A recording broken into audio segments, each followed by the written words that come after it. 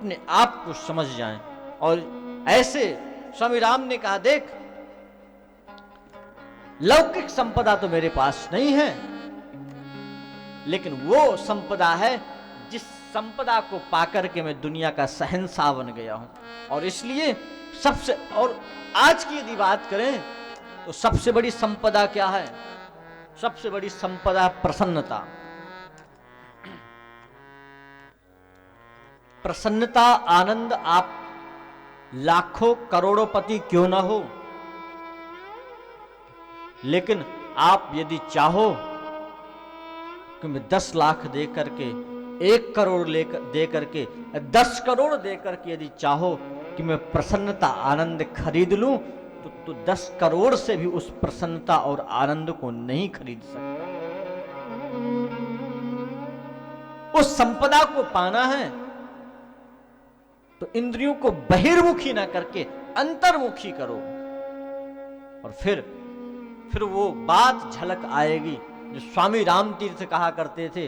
वो कहते थे, मैं शहंशाह फकीर हूं, मस्ती मेरा खजाना। मेरा खजाना क्या है? मेरा आनंद है,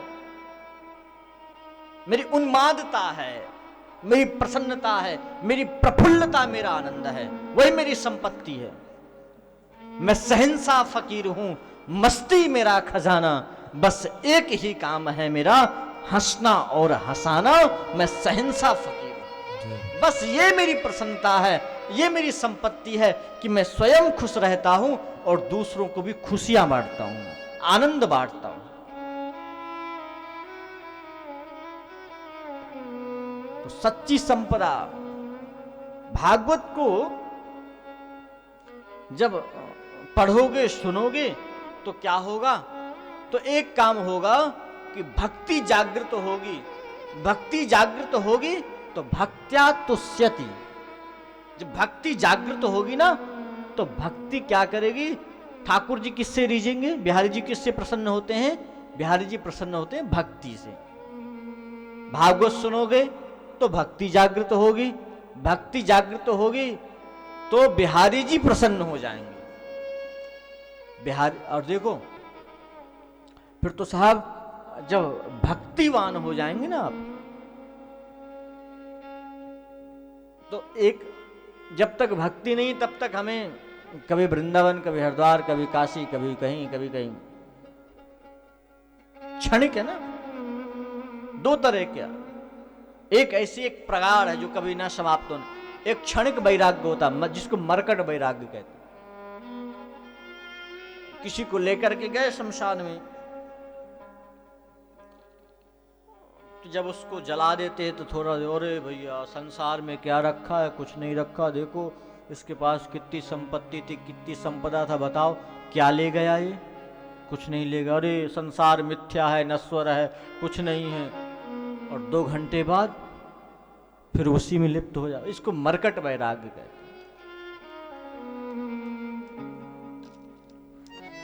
फिर जैसे कि तैसा हो गया। कई बार भक्ति भी हमारी ऐसी होती है।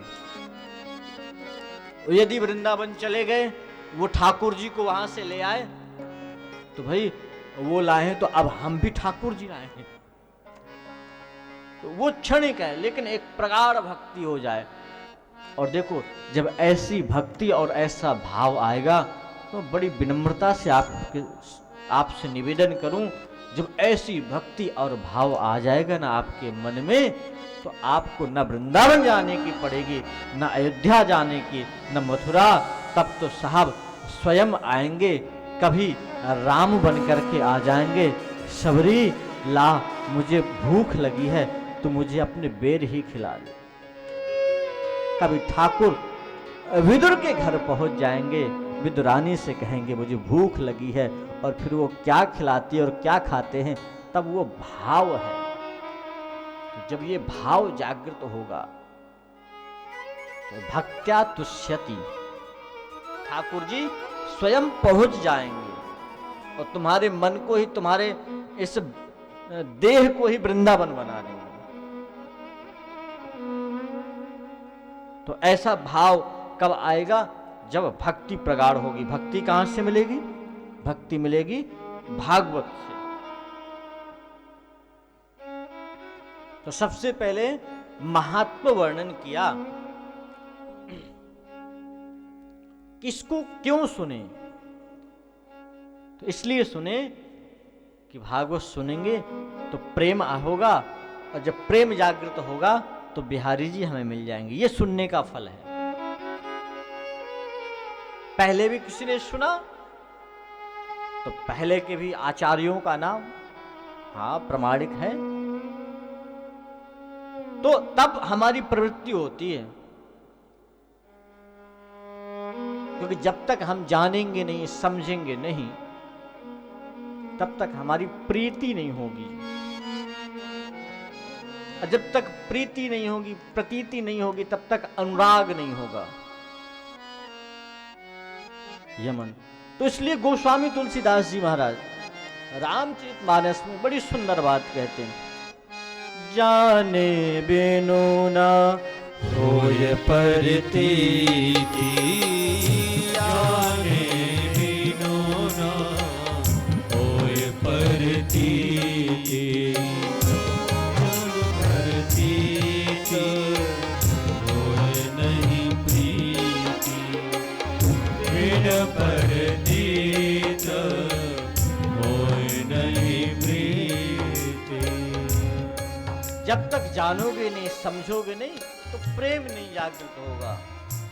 और जब तक प्रेम जागृत नहीं होगा, तब तक पाने की लालसा भी नहीं होगी। इसलिए गोस्वामी तुलसीदास जी कहते हैं, जाने बिनु ना होय परतीति, जाने बिनु ना होय परतीति, बिनु परतीति होय नहीं प्रीति, बिन परतीति होय नहीं प्रीति, जाने बिनु ना होय परतीति, जाने बिनु ना होय परतीति। इसलिए इसको जाने, और इसको जानेंगे तो प्रेम होगा। जब प्रेम होगा, उसकी महत्ता पता चलेगी, तो हमें उसे पाने की लालसा हो। इसलिए महात्म का वर्णन किया। और महात्म में सबसे पहले सच्चिदानंद रूपाय विश्वोत्पत्त्यादि हेतवे तापत्रय विनाशाय श्रीकृष्णाय वयं नुमः। सबसे पहले श्री कृष्ण को नमन किया। श्री कृष्ण को नमन किया। अब जब ब्रज में हैं तो ब्रज की चर्चा होना आवश्यक है। भाई जहां रहो, जिसके घर जाओ, उसकी बड़ाई करोगे तो ही सेवा ठीक से हो। हाँ, नहीं किसी के घर गए और क्या कि तुम्हारा भोजन ठीक नहीं बना, तो फिर वो कल से कहेगी तुम ही बना करके खा लेना। भले ही अच्छा ना हो तो भी कहो बहुत स्वादिष्ट बना। भाई जहां है वहां की चर्चा होना आवश्यक है। तो श्री कृष्णाय श्राव्यते इति श्री, जिसके द्वारा सेवन किया जाए। और श्री कौन है यहां पर? यहां पर श्री है श्री किशोरी जी। श्री राधिका रानी ही यहां पर श्री के रूप में विराजमान है। और इसलिए देखो, इसलिए ब्रज की महिमा क्यों है? आप आगे गोपी गीत श्रवण करेंगे तो उसमें गोपिकाओं ने यही कहा, बोले आपके जन्म होने से ब्रज की महिमा नहीं है, ये मत भूल जाना। कि तुम्हारा जन्म हुआ तो इस ब्रज की महिमा बढ़ गई। तो बोले यदि जन्मना जयति होता, तो जन्मना जयति होता तो फिर अयोध्या की भी जयति होना चाहिए, वहां भी तो आपका जन्म हुआ। लेकिन वहां के लिए तो अयोध्या जयति ऐसा नहीं कहा, लेकिन यहां जयति तेधिकम जन्मना ब्रजा, लेकिन यहां पे ब्रज की जयति ऐसा लिखते हैं, तो क्या जन्मना ब्रजति? नहीं, जन्मना ब्रजति नहीं है। बोले ब्रजत जन्मना जयति नहीं है, तो बोले जयति इसलिए है, श्रयत इंदिरा इसलिए जयति है। बोले वहां अयोध्या में तो लक्ष्मी जी श्री सीता जी बनकर के आपके साथ में थी, द्वारिका में लक्ष्मी जी रुक्मिणी बनकर के आपके साथ में थी, लेकिन ब्रज में वो लक्ष्मी नहीं। बोले यहां तो आह्लादनी शक्ति ही है। बोले जब तक वो आह्लादनी शक्ति नहीं आपके साथ में होगी तो आपको कोई पूछने वाला नहीं है। आप होगे द्वारिका के राजा, आप द्वारिका के नरेश होगे, लेकिन ब्रज में तो राजाओं की नहीं चलती। ब्रज में तो हाँ जी, हाँ, हमारी रानी श्री राधिका रानी है। यहाँ की रानी तो राधिका जी हैं, और राधिका जी यहाँ पर हैं श्रयत इंदिरा। इंदिरा लोक मातम्मा, यहाँ पर इंदिरा श्री राधिका जी यहाँ पर रहती है, इसलिए जयती है। तो श्री का मतलब क्या है? श्री का मतलब है श्री किशोरी जी। और इसलिए हम खाली तुम्हें प्रणाम नहीं कर रहे, क्योंकि तुम्हें प्रणाम करेंगे तो तुम और कहीं भाव खाने लग गए तो। अरे तुम्हें हमने कह दिया त्रिभुवन सुंदर, त्रिभुवन कमलम तमाल वर्णम रविकर गौरवाराम्बरम दधाने। तुम्हारे सौंदर्य की सराहना यदि हमने कर दी और तुम भाव खाने लगे अपनी सुंदरता को देख करके, तो हम तो बेचारे न घर के रहे न घाट के रहे। घर से भी गए, घाट से भी गए, न तेरा आता पता न घर वालों के अब हुए हम, तो हम तो डोलते फिरेंगे गलियों में। लेकिन हाँ, एक बात है, इसलिए ठाकुर जी हम केवल आपको नमस्कार नहीं कर रहे, बोले हम केवल ठाकुर जी को नमस्कार नहीं कर रहे, हम तो उस ठाकुर को नमस्कार कर रहे हैं जिनके साथ में श्री प्रियाजू विराजमान है। ऐसे ठाकुर जी को हम नमन कर रहे हैं। श्री कृष्णाय वयम नुमः। लेकिन वो कृष्ण हैं कैसे? बोले वो कृष्ण हैं, उनका स्वरूप कैसा है? उनका स्वरूप है सच्चिदानंद रूपाय, सच्चिदानंद रूपाय श्री कृष्णाय वयम नुमः। कौन से कृष्ण को नमस्कार कर रहे हैं? बोले जो सच्चित और आनंद स्वरूप हैं, ऐसे श्री कृष्ण को हम नमन करते हैं। सत क्या है? हमारे वेदांत के ग्रंथों में लक्षण किया गया, त्रिकाला अबाध्यत्वम सत्यत्वम। सत्य वो है जो तीनों कालों में समाप्त ना हो, नष्ट ना हो, जिसकी तीनों कालों में सत्ता विद्यमान हो, वो सत्य है। तो सत्य को समझने के पहले हम असत को समझो। असत क्या है? असत क्या है? ये संसार नश्वर है, असत है। क्यों? बोले इसलिए असत है ये पल पल में बदलता रहता है। ये संसार है ना, इसलिए जो चलता जाए, पल पल में बदलता जा रहा है। संसरति गच्छति, ये प्रत्येक क्षण। आप संसार की बात छोड़ो, आप अपने देह को देखो, अपने शरीर को देखो। जब हम बाल्यावस्था में थे तब कैसे थे, फिर थोड़ा युवान हुए तो हमारा शरीर कैसा हुआ, फिर और थोड़ी उम्र बढ़ी तो शरीर कैसा हुआ, फिर और जब वृद्धावस्था को आए तब कैसे हो गए। तो ये शरीर भी क्या है, ये शरीर भी असत है, ये हमेशा बदलता रहता है।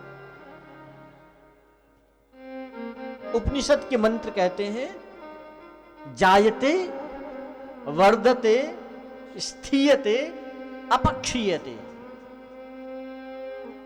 इस शरीर का जन्म होता है, जन्म हुआ, फिर वर्धते, बड़ा हुआ, स्थीयते, कुछ क्षण तक स्थिर रहता है, फिर क्या होता है, फिर अपक्षीयते, फिर ये कम होना प्रारंभ हो जाता है, क्षीण होना प्रारंभ हो जाता है। तो ये शरीर भी असत है, क्योंकि ये बदलता रहा है, और जो बदल रहा है वो सत्य नहीं हो सकता।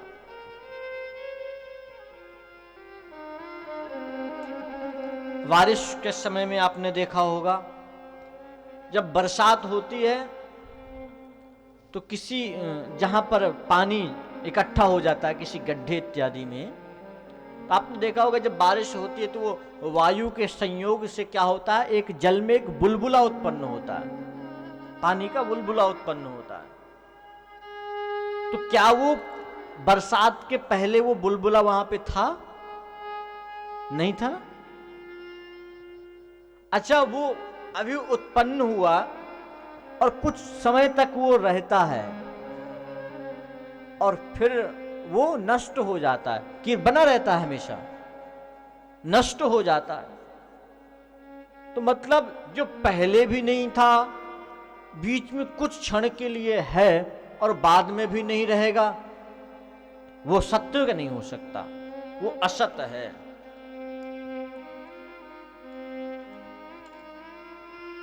इसलिए जो पल पल में बदल रहा है, जो हर क्षण बदल रहा है,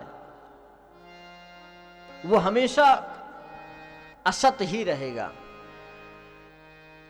नास्तो विद्यते भावो न भावो विद्यते सता। तो फिर सत्य क्या है? बोले सत्य वो है, बोले जो पहले भी था।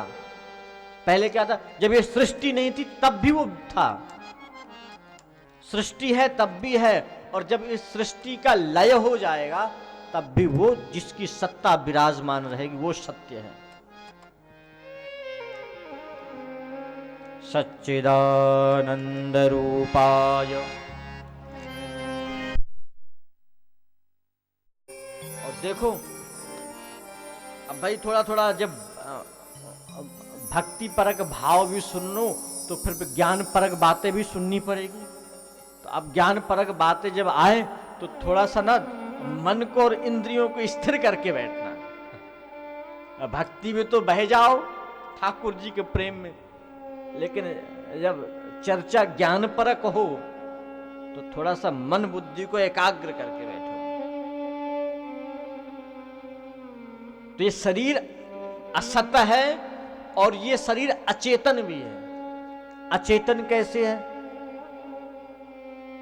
देखो, जब तक इस शरीर में आत्मा है, वो आत्म तत्व विराजमान है, तब तक यदि आप इस शरीर का एक रोंवा भी खींचो तो कितना कष्ट होता है, एक कांटा चुभ जाए तो कितना कष्ट होता है। लेकिन जब इस शरीर से वो आत्म तत्व निकल जाए, वो आत्मा निकल जाए, तो शरीर में से चाहे रोए खींचो, चाहे कांटे चुभो, चाहे भाला मार दो, चाहे पोस्टमार्टम करवा लो, कोई चिल्लाया आज तक? क्यों? क्योंकि अब उससे वो चैतन्यता निकल गई है।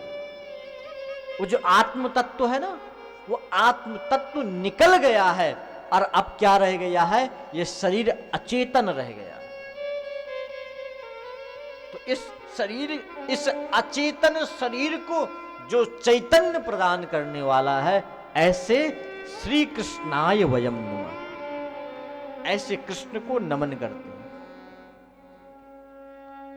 और तीसरी विशेषता है आनंद।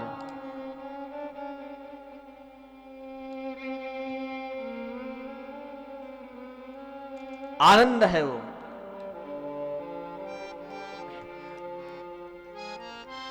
जो आनंद सिंधु सुख राशि, जो आनंद सिंधु सुख राशि, जो आनंद सिंधु सुख राशि,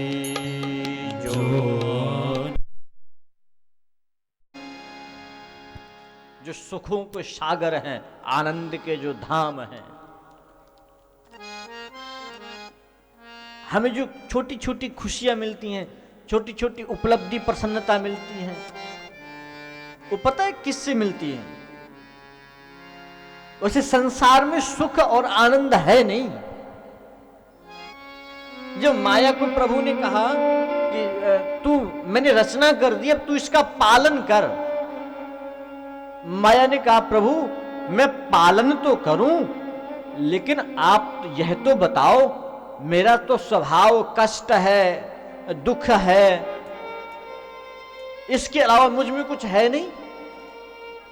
मैं कष्ट और दुख के सिवा कुछ है नहीं, तो लोगों को मैं कैसे प्रसन्न कर पाऊंगी? हाँ, एक निवेदन करना चाहती हूं मैं। माया ने कहा प्रभु एक निवेदन है।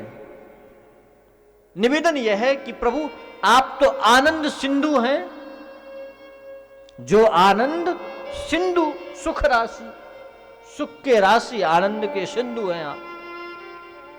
तो एक काम है, एक निवेदन प्रभु, यह निवेदन है कि एक काम प्रभु करो, आप आनंद की सिंधु हैं, और एक छोटा सा निवेदन यह है कि आप उस आनंद की सिंधु से एक बिंदु मुझे दे दो, उस बिंदु से मैं संसार का पालन करूं। तो आनंद के सिंधु का एक बिंदु हमें क्षण क्षण में प्रसन्नता मिलती है। जब उस आनंद की सिंधु की एक बिंदु के हजार गुना का भी एक छोटा सा कण में जब हम प्रसन्न हो सकते हैं, खुशी मिल सकती है, आप उस बात को थोड़ा सोचो कि यदि साक्षात वो आनंद सिंधु ही हमें मिल जाए तो हमें कितना आनंद ना होगा।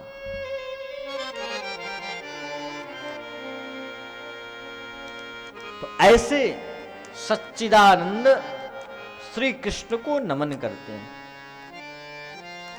उनका कार्य क्या है?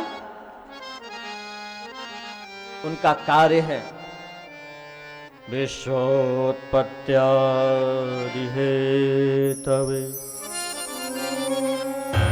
उनका कार्य है विश्व की उत्पत्ति करना। उत्पत्ति करते हैं, फिर उसका पालन करते हैं, और फिर क्या करते हैं? उसका लय कर देते, संहार करते हैं। अच्छा, वही कार्य हम भी छोटे छोटे पैमाने में करते हैं। जो परमात्मा बड़े पैमाने पे करता है, हम लोग वो कार्य एक छोटे स्तर में, छोटे पैमाने पे करते हैं। आपने किसान को देखा, आपके खेत पे जाते हो, किसान खेत पे गया तो खेत पे जाता है तो खेत पे बीज रोपण करता है, उसको जो है खेत में उसको निकालता है, उसका पालन करता है। फिर क्या होता है? फिर सूर्य के रश्मियों से जब वो पक जाता है, खलिहान पे लाता है और उसका अन्न निकाल के घर पे लेता है। इसका मतलब क्या है? इसका मतलब है जब वो पक जाता है फिर वो काट के लाता है। इसका मतलब है वो संहार कर लेता है और संहार करके लाता है। तो संसार की उत्पत्ति श्री कृष्ण के द्वारा, इसका पालन भी श्री कृष्ण के द्वारा और इसका उपसंहार भी फिर ठाकुर जी के माध्यम से होगा। तो जिनको विश्वोत्पत्त्यादि हेतवे, जो विश्व की उत्पत्ति स्थिति लय के जो हेतु हैं, कारण हैं, एकमात्र जो कारण हैं, ऐसे कृष्ण को हम नमन करते हैं। तीसरी विशेषता क्या है इनमें? तीसरी विशेषता यह है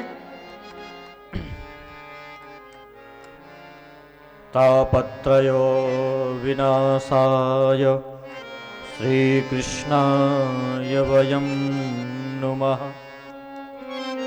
तापत्रय, कौन कौन से ताप?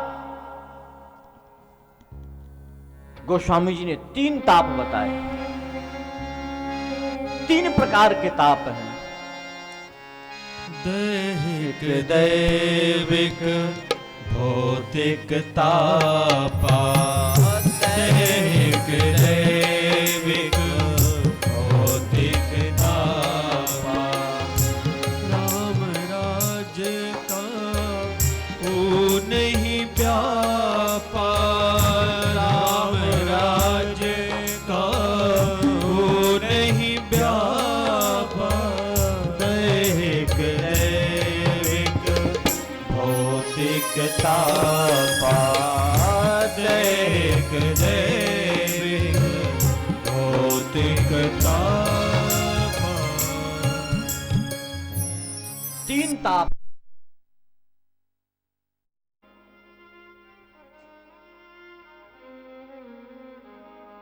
तापत्रय विनाशाय श्री कृष्णाय वयं नुमः। ऐसे श्री कृष्ण को नमन किया, कृष्ण को नमन किया और इसके बाद कृष्ण की कथा को गाने वाले श्री सुखदेव जी महाराज को वंदन किया गया। क्योंकि कृष्ण की कथा गाने वाले पर जब तक विश्वास नहीं होगा, श्रद्धा नहीं होगी, तब तक वो जो कुछ कहेगा वो शब्द तो सुनाई देंगे, लेकिन उसका जो भाव है वो अंदर नहीं जाएगा। वो तब जाएगा कृष्ण की कथा कहने वाले पे जब हमारा भाव होगा। इसलिए अब कृष्ण की कथा कहने वाले श्री सुखदेव जी महाराज का वंदन, मंगलाचरण किया। यं प्रव्रजन्तमनुपेतमपेतकृत्यं द्वैपायनो विरह कातरया जुहाव, पुत्रेति तन्मयतया तरवोऽभिनेदुः, तं सर्वभूतहृदयं मुनिमानतोऽस्मि। यम प्रव्रजंतम, कैसे सुखदेव जी हैं? बोले जो जन्म लेते ही मां के गर्भ से जन्म हुआ और जन्म लेते ही सीधा वन की ओर चले गए, जिनका अभी यज्ञोपवीत संस्कार भी नहीं हुआ, नालोच्छेदन भी नहीं हुआ, नामकरण भी नहीं हुआ, ऐसे श्री सुखदेव जी महाराज का जन्म हुआ और सीधा चले गए। बोले भाई संस्कारों की आवश्यकता वहां पर है जहां असंस्कृत हो।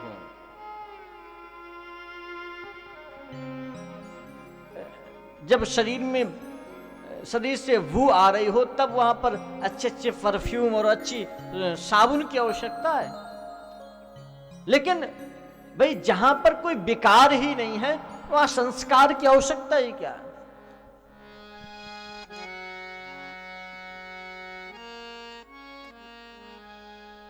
कैसे हैं सुखदेव जी? सकल विकार रहित गत भेदा, सकल विकार रहित गत भेदा, सकल विकार ललित गत भेदा सकल विचार गलत गत भेदा। सब विकारों से रहित है, कोई भी विकार नहीं है, और विकार नहीं इसलिए संस्कारों की भी आवश्यकता नहीं। इसलिए बाबा कहते हैं सकल विकार रहित